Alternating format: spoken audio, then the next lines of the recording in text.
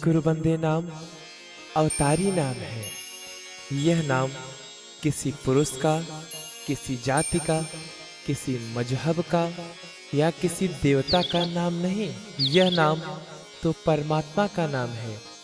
इसलिए नाम का भजन एवं सेवा करें। नाम के भजन से ब्रह्मा, विष्णु, शंकर और आद्य महाशक्ति से ऊपर ब्रह्म दरबार है, जहाँ पहुँचने पर जीवात्मा को घंटा, शंखनाद धुन हमेशा बजते हुए सुनाई देने लगता है।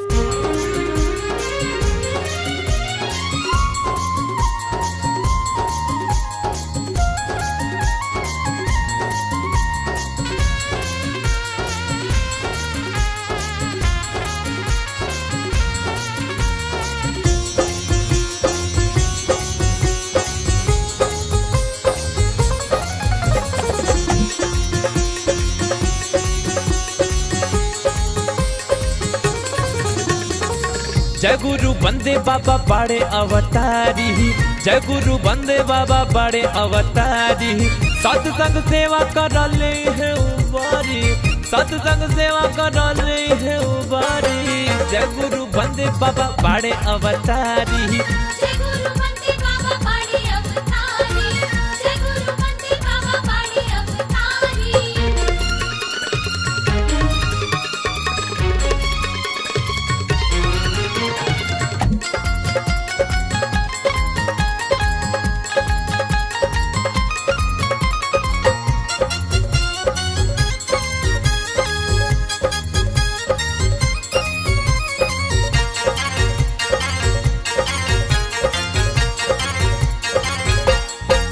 ब्रह्मा सृष्टि के करता, विष्णु पालन के देवता, शंकर प्राणन के हरता, यहाँ बा माया ममता। ब्रह्मा सृष्टि के करता, विष्णु पालन के देवता, शंकर प्राणन के हरता, यहाँ माया ममता। अंगवा देखात बाहो ब्रह्म दरबारी, अंगवा देखात बाहो ब्रह्म दरबारी। जय गुरु बंदे बाबा बड़े अवतारी, जय गुरु बंदे बाबा बड़े अवतारी, जय गुरु बंदे बाबा बड़े अवतारी।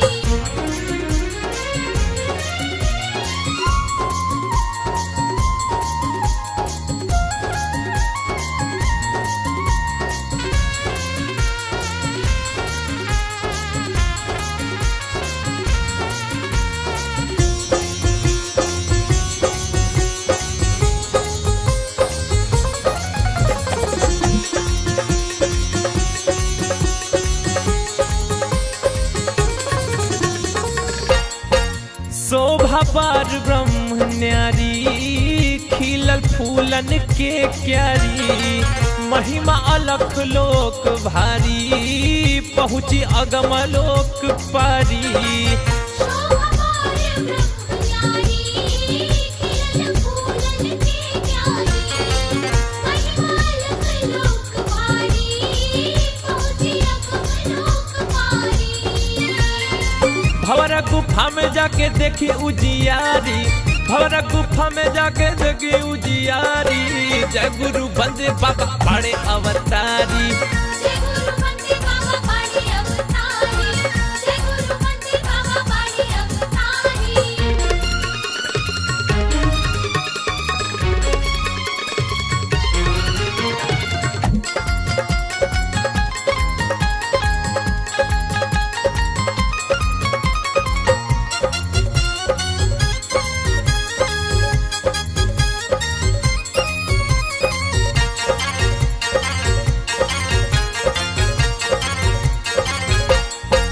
गायत्री कूटी के पास सुनी शब्द झनकार।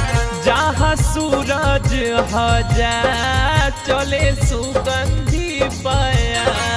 गायत्री कूटी के पास सुनी शब्द झनकार। जहाँ सूरज हजार चले सुगंधी बयार। घंटा शंखनाद धुन आठों पहर जारी, घंटा शंखनाद धुन आठों पहर जारी। जय गुरु बंदे बाबा बाड़े अवतारी। जय गुरु बंदे बाबा बाड़े अवतारी। जय गुरु बंदे बाबा बाड़े अवतारी।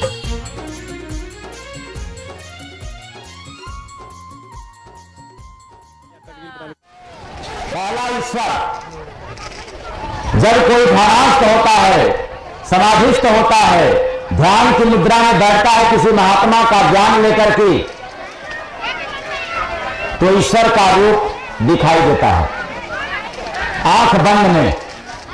और जब कई वर्षों निरंतर लगा है ध्यान में, पा रहा है दर्शन, रूप को देख रहा है, आवाज को सुन रहा है,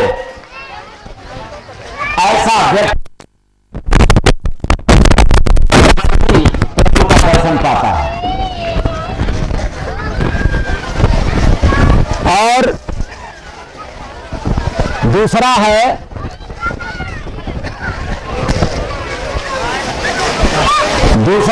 सद्गुरु।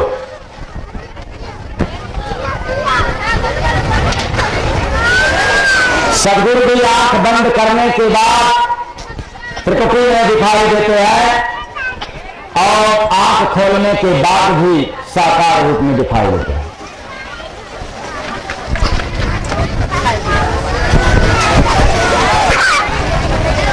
तीसरा जो रुपया आपके पास है, स्वप्न में आप देख सकते हैं, लेकिन वह रुपया नहीं देखेंगे जो आपके पास है, फिर अपराध में है। तो इस जगत की केवल दो ही ऐसी सत्ता है जो आंख बंद और आंख खोलने पर दिखाई पड़ता है। इसलिए यह जीवात्मा का जो घर है आंख बंद पर भी दिखाई देता है और आंख खुल जाती है। कौन? चमड़े की मांगे तो भी और भीतर मांगे तब भी। जब यह आंख खुल जाता है तो वास्तव में असली घर दिखाई पड़ता है। इसलिए कथन है कि अपना घर है परम धामा, अकह अपार अनंत अनामा। आसान बात है, कोई कठिन नहीं है। अपना घर है परम धामा। परम धामा का मतलब होता है मुख्य रहने का स्थान। वैसे तो संसार में तमाम स्थान है, कोई कितने जनपदों में घर बनाया होगा और यहां तक कितने लोग कई प्रदेशों में घर बनवा रहे होंगे, जैसे नेता लोग, आईएएस लोग, लुटेरे लोग, कई प्रदेशों में।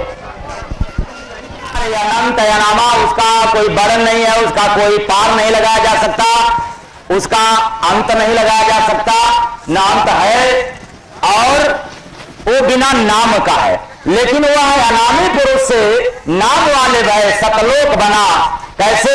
जब मौज उठा तब अनामी पुरुष को, जिसका बेनाम कोई नाम नहीं, जो भी जितने भी नाम रखा गया, ब्रह्मा विष्णु महेश दुर्गा काली भगवती राम लक्ष्मण और वाहे गुरु गाठ, सब उनके नीचे का सत्ता है, वहां का नहीं है। जहां का मैं खबर सुना रहा हूं वहां का नाम नहीं है, उनके नीचे का नाम है ये अनामी पुरुष। कोई बिरला साधक ही पहुंचता है, लेकिन याद रहेगा तो शायद आप कभी जीवन में ध्यान में आपको बात पकड़ में आ जाए, क्योंकि यह सब बात डेरी सत्संग में सुनाने योग्य नहीं है। तो उनका नाम नहीं है। आज जितना भी नाम रखा जा रहा है या कोई महात्मा रख करके नाम बता दे रहा है, चाहे राम जपवावे, चाहे कृष्ण जपवावे, अल्लाह जपवाए, वाहेगाट, कुछ भी वो महात्माओं के ऊपर है। लेकिन मैं जहां का हाल सुना रहा हूं वहां कोई नाम नहीं था। उस अनामी पुरुष को जब मौज उठा, जहां से यह जीवात्मा चली,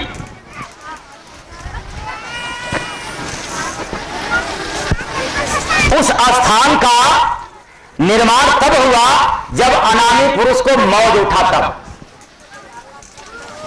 अर्थात सतलोक। ये मौज के ऊपर हुआ। किसको मौज उठा? अनामी पुरुष को। जब अनामी पुरुष को मौज उठा तो क्या किए? कौन कौन लोक बनाए? जरा ध्यान दीजिएगा। जिसको नोट करना है नोट कर लेगा, नहीं करेगा तो फिर कैसेट के द्वारा मिलेगा, और नोट से भी नहीं उसको समझ में आएगा जब पूरी बात को कैसेट में कई बार सुनेगा। ये क्योंकि ये भी अकथनीय है। यह जो मैं सुना रहा हूं आप कई बार कैसेट में सुनेंगे तो भी शायद कुछ याद होगा। बड़ी विलक्षण ये सवाल है।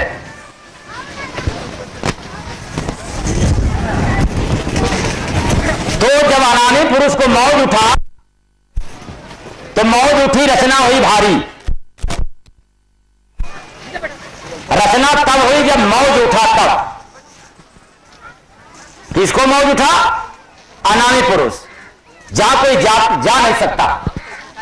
यह था केवल संत महापुरुष ही लगा सकते हैं, और जो लगाता है वही संत बनता है। लगा नहीं पाया तो संत का दास है। वो अपनी क्षमता से चाहे जहां पहुंचा दे या अपने भजन त्याग से चाहे जहां पहुंच सके, लेकिन यह अनामी पुरुष के पास पहुंचने वाला व्यक्ति ही संत होता है। इसलिए मौज उठी,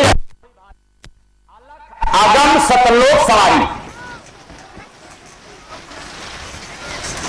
यही लोगों का निर्माण हुआ तब जब यानी अनामी पुरुष को मौज उठ गया। तब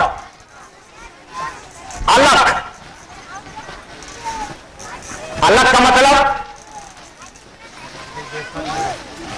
जो लखने योग्य नहीं है। तो फिर अपवाद हो जाएगा। लखने योग्य है नहीं तो फिर कैसे बताया जा रहा है देख करके?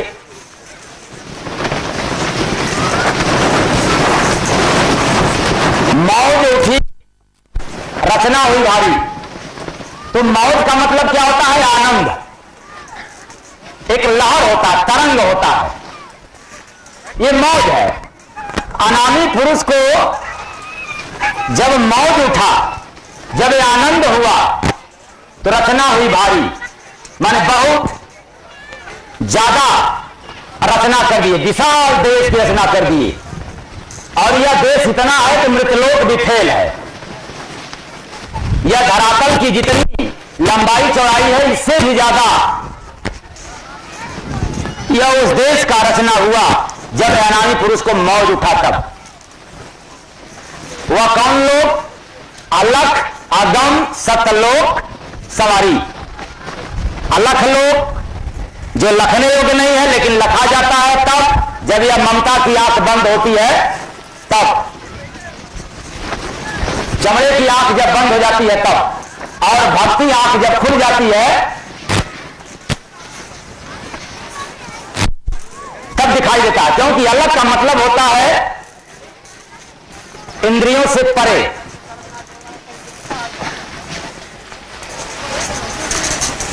जो लखने योग्य नहीं है, दिखने योग्य नहीं है, पर दिखाई देता है। अलग का मतलब होता है अदृश्य, लेकिन फिर भी दृष्टा आप है। ये आपके लिए नहीं है, इंद्रियों के लिए बताया गया कि ये अदृश्य है। अब हमें आप सब सुन करके महात्माओं की बारी क्या अंदाज लगा लेते हैं कि कहां का ज्ञान सुना रहे हैं, जब वो देखने योग्य है या नहीं है तो क्या इसके पीछे पड़ा जाए। लेकिन ये अलग का मतलब होता है अदृश्य। कैसा अदृश्य? माचिस का तीली हो, उसमें अग्नि है लेकिन अदृश्य है। जब घर्षण होगा तब दृश्यमान हो जाएगा, फिर आप दृष्टा हो जाएंगे, आप देखने वाले हो जाएंगे। उसी तरह से जो ये मन बुद्धि चित्त है, इससे परे वह दृश्यमान है। जब आप दृष्टा बनेंगे तब, तो दृष्टा तब बनते हैं जब किसी महापुरुष का ज्ञान मिल जाता है, तब आप दृष्टा बनते हैं, और नहीं मिला तब नहीं। और सच कहिए तो कान भी फुकवाए हैं तब भी दृष्टा नहीं बन सकते। तो अलग का मतलब होता अदृश्य। यह चमड़े की आंख नहीं देख सकता इसलिए अदृश्य है। और दृष्टा तब है जब जिस आंख से दिखाई देता त्रिकुटी से, और आगम का मतलब होता है जहां कोई जा न सके। अरे यहां तो इतने हैं आपके देश में कि एक कहावत है कि जहां न पहुंचे रवि वहां पहुंचे कवि। कवि लोग पहुंच जाते हैं, लेकिन जो मेरे प्रभु है, जो अनामी पुरुष जिस देश की रचना किए, वो अगम है जहां कोई जा ना सके। अरे भाई, न वहां सूरज जा सकता है, क्योंकि कहा गया ना जहां न पहुंचे रवि। ये मैं अपने तरफ नहीं कह रहा हूं, ये आप ही लोगों का उदाहरण है, जरा ध्यान से सुनना। जहां सूरज नहीं पहुंच सकता, जहां कवि नहीं पहुंच सकता, जहां इस धरती पर जितने विद्वान हैं, ज्ञानी हैं, कर्मकांडी हैं, कथाकार हैं, ब्रह्मा विष्णु महेश हैं, नहीं पहुंच सकते, ऐसे लोक की रचना अनामी पुरुष ने किया। अगम लोक, जहां कोई कष्ट नहीं है, जहां कोई गम नहीं है, जहां कोई जा न सके, ऐसे लोकों की रचना अनामी पुरुष ने किया। अभी सृष्टि नीचे है, सृष्टि रचना के पहले की है रचना ये। जब आगम लोक का रचना हुआ क्योंकि मौत उठा था, इसलिए रचना हुई थोड़ी नहीं, भारी। मौत उठी, रचना हुई भारी, तो इकट्ठा 3 लोक रख दिए, अलख लोक, आगम लोक और तीसरा सतलोक, जहां यह आत्मा का पूर्ण विश्राम है। यह जो आवाज निकल रही है हमारे आपके बीच से, इस आवाज का पूर्णतः विश्राम है, पूरा विश्राम है। इसलिए सवारी, तो सवारी का मतलब होता है सवारी नहीं, सवारी, सवारना यानी क्रमवार से, क्रम संख्या। पहला नंबर अलख लोक, दूसरा नंबर अगम लोक और तीसरे नंबर पर सतलोक को क्रमवार से ध्यान देते हुए इन्होंने रख दिया।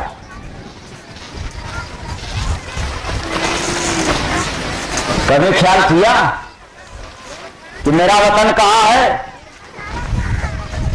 आप तो समझ रहे थे कि जो टका बर्बाद हो रहा है इसी यही अपना वतन है, फिर भी वेतन नहीं, इसमें पता नहीं पतन, क्योंकि वो ज्ञान नहीं है, वो बोध नहीं है।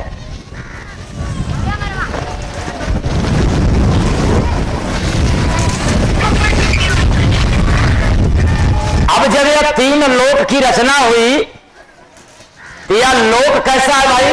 अमर अजर यह लोक सुहाई, माया ब्रह्म उतर कर आई। बड़े ज्ञान छाटने वाले संसार में कहते हैं एको ब्रह्म द्वितीयो नासह। महात्मा बड़े जानकार हैं, वो तो ब्रह्म की बात बताते हैं। लीजिए, कितना नीचे सत्ता ब्रह्म की भी है, जिस ब्रह्म के बारे में वेद भी लिख दिया, नेति नेति नेति। और महात्मा लोग इसके ऊपर भी जाकर के था लगा करके आए कि क्या वेद के चक्कर में आप लोग फंस गए। ऐसा नहीं, गलत संदेश नहीं होना चाहिए कि मैं वेद का विरोधी हूं, क्योंकि वेद में लिखा भी है तो आपको अर्थ नहीं पता।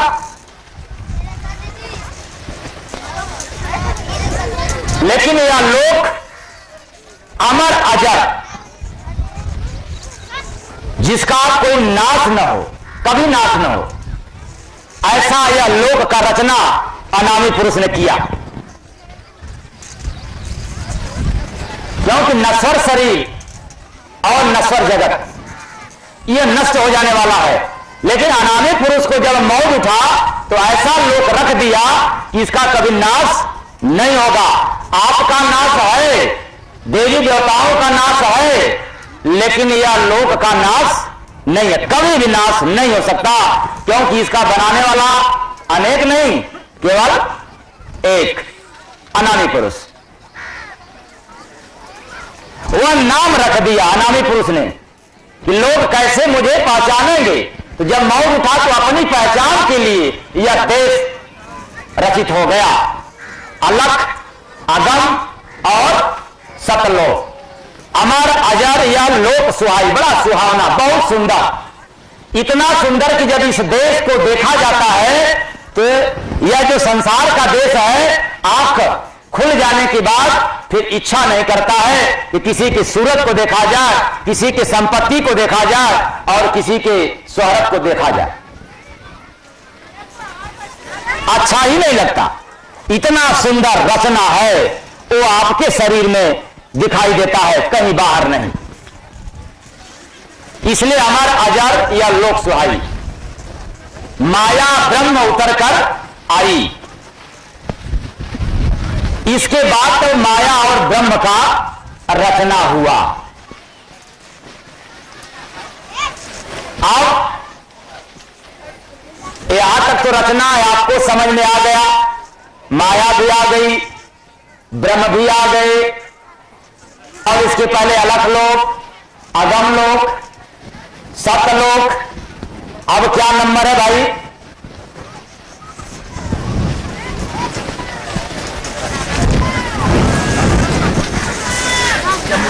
अब इनकी रचना तो हो गई, माया और ब्रह्म की। तो जब माया ब्रह्म की रचना हुई तब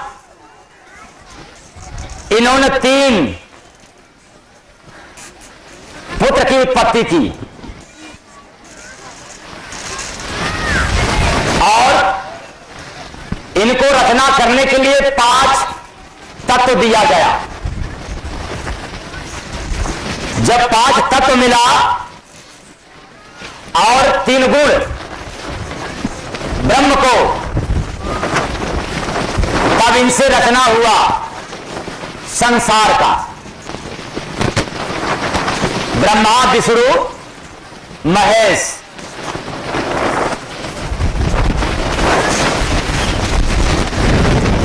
सत्संग का समय बहुत कम रहेगा। ये कितनी बार लोग मुझे आकर के बताए, महिला पार्टी को समझ गई होगी। अब तो इसके बाद नामदान देंगे।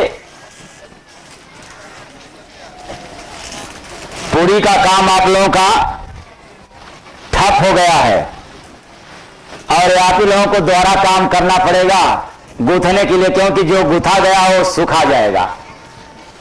वचन रचाए, यह 3 लोक की रचना रचाए हैं। और यह रचना कहां से चालू किया भाई? सहस कवल में बैठक ठानी, अब 5 तत्व गुण 3 मिलानी। ये सहस दल कवल, जो सहस कवल होता है, इसी कवल में ये रचना का भार इनको दिया गया, अधिकार दिया गया। तो सहस्रदल कमल है कहां?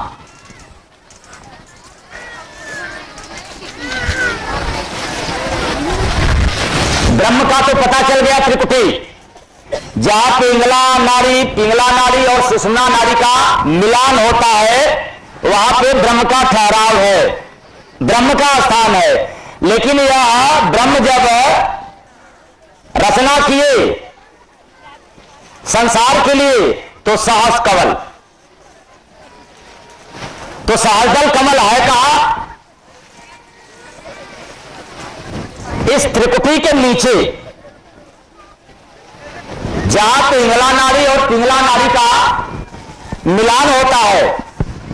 पिंगला नाड़ी और जो मध्य में सुषुम्ना नाड़ी है, ये पहुंचती है आपकी दोनों आंखों के भाव के मध्य में, जहां पर टीका चुगली चंदन लगाया जाता है, उसी जगह पर मिलाप होता है ये, जिसको संगम बोला जाता है।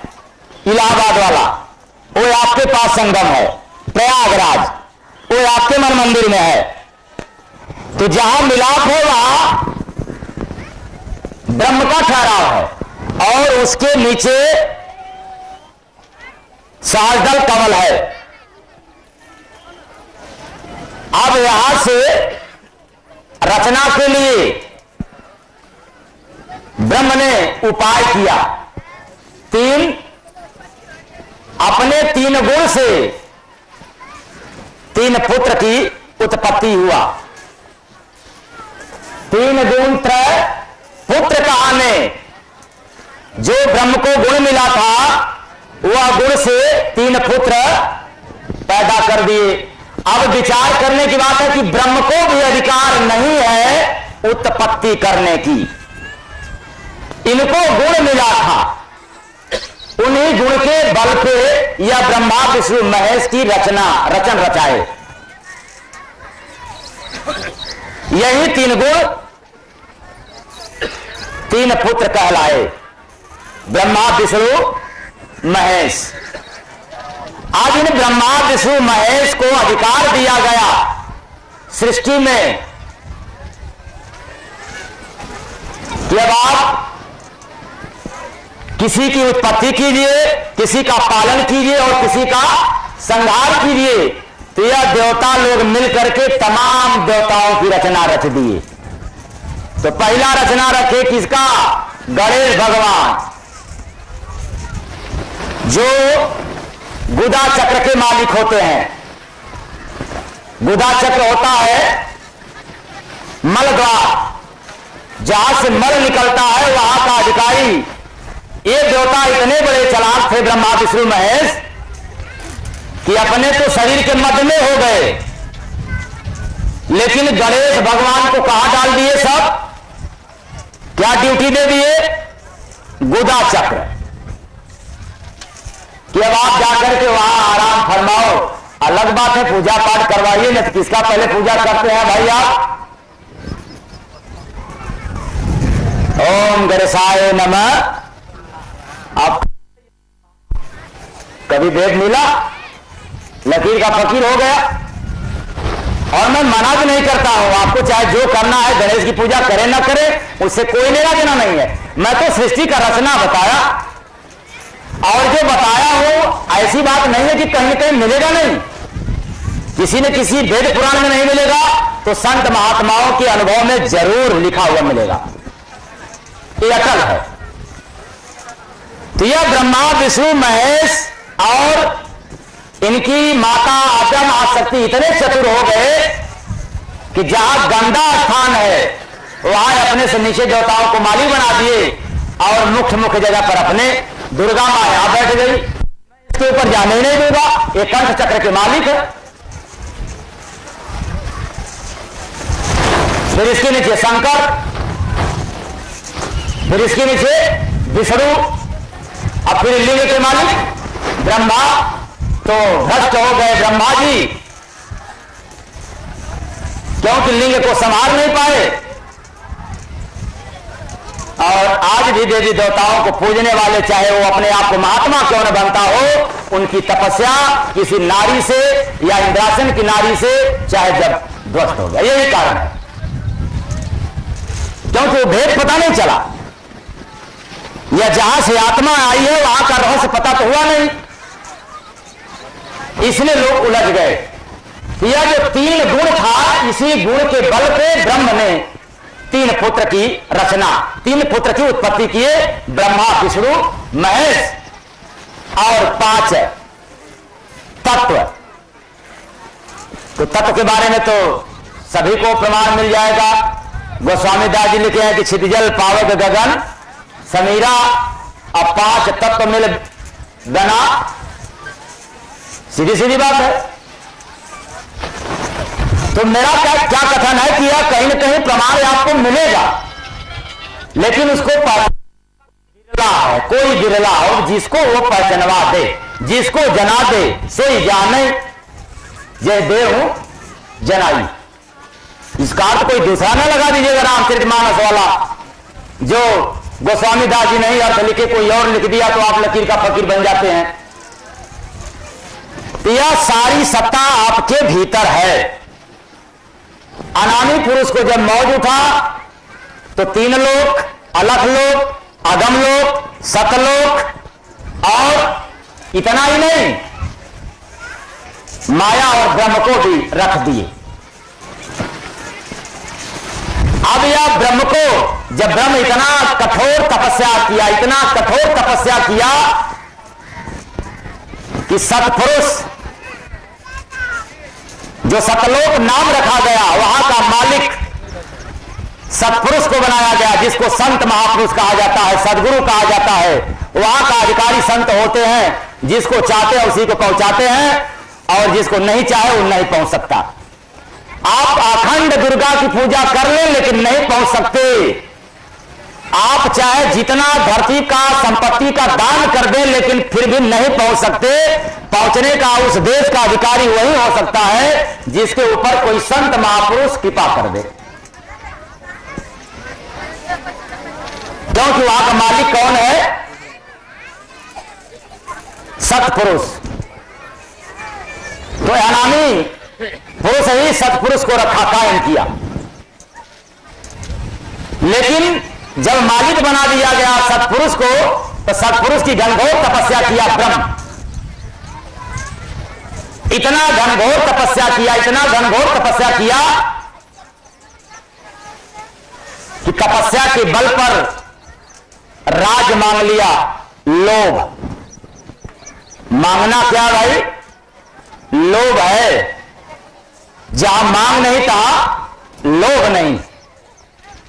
तो इस ब्रह्म को, जिसके बारे में लिखा गया है एको ब्रह्म द्वितीयो नाश, इस ब्रह्म को लोभ हो गया राज्य की, कि मैं राजा बनूं आप जैसा।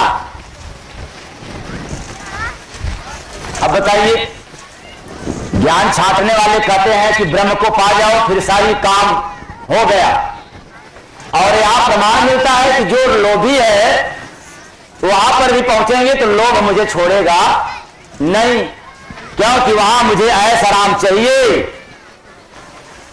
और जब आपका पूर्ण क्षीण हो जाएगा तो फिर आपको ब्रह्मा विष्णु महेश के अधिकार में आना पड़ेगा। यह ब्रह्म लोभी था, तपस्या के बाद दौलत आत्माओं का राजा बन गया। इसलिए आज जो चाहता है उसी तरह से यमराज को, काल पुरुष को ठीक ठाक करके, डिपार्ट दे करके हिसाब का दिन लेता है और खुराक अपने आप को पाता है। यही ब्रह्मा विष्णु महेश से लेकर के सतलोक तक का स्थिति है। इस स्थिति को जो जान जाएगा किसी के परिस्थिति में नहीं फंसेगा, किसी का दास नहीं होगा। अगर दास बनना है तो किसी संत महापुरुष का बन जाओ भाई, पत्नी का दास मत बनना, लक्ष्मी का दास मत बनना, किसी देवी देवताओं का दास मत बनना। अगर दास बनना है मेरा भी मत बनना, बनना तो किसी संत महापुरुष का बन जाना। अब परखना आपका काम है, तो बैठ करके मेरे पास आना चाहते हैं।